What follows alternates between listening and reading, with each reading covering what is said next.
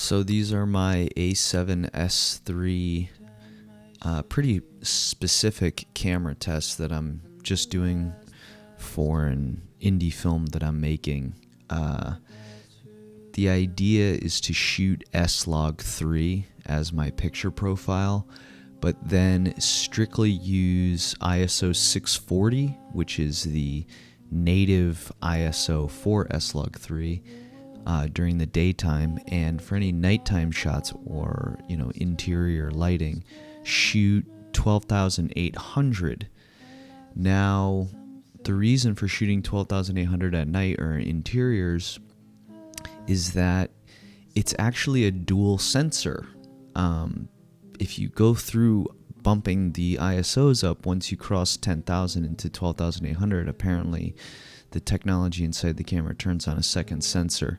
I don't really understand the science behind that, but I understand what it's meant to do. And so just using either of those two ISOs for noise, I went out and shot the locations as well, the ones that I want to use in the film.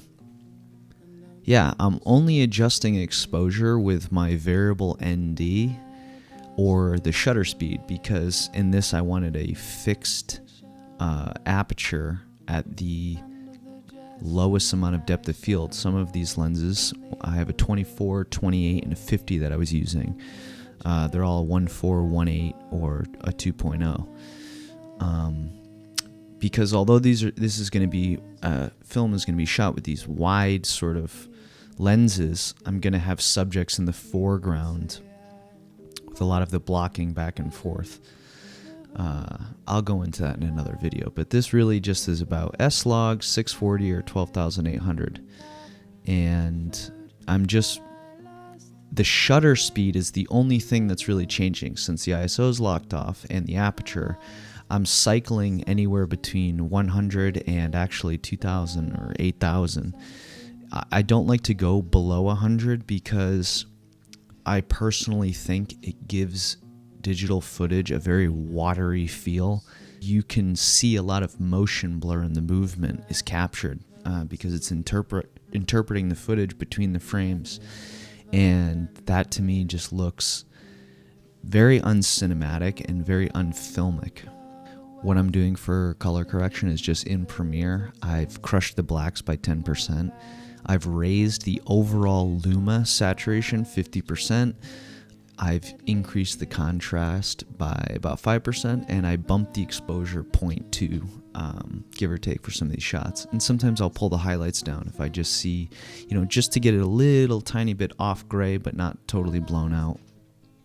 And now the second run through of this footage is what you saw before, but utilizing Red Giant's 16mm filter on the footage. Now, I know it's cheating to add grain to the footage in post-production to sort of emulate film, and there's purists that would say, I don't know, it's unholy or something, or whatever religion they have that they prescribe to. I'm of the opinion that anything in cinema is fake, and the end result at this point is about evoking mood.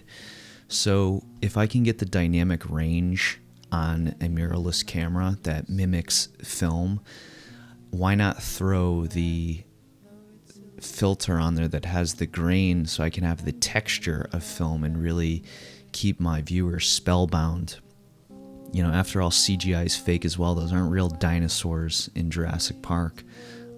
It's not really an actor made of liquid metal in Terminator 2, so I don't see the stretch here to add grain to my footage. Anyway, that is why these cameras are so amazing to me, is it allows you to be a singular entity, executing. You don't have to have a guy pulling focus. You don't have to have two grips monitoring the lights. If you're very prepared in locations that you're selecting that have great practical lighting, and you're accounting for all of the variables that can go into a set, you can minimize the amount of secondary lighting you need And this just allows you to keep a smaller crew. And that's the way that I've been thinking with how I'm going to execute my first feature film. It's been kind of,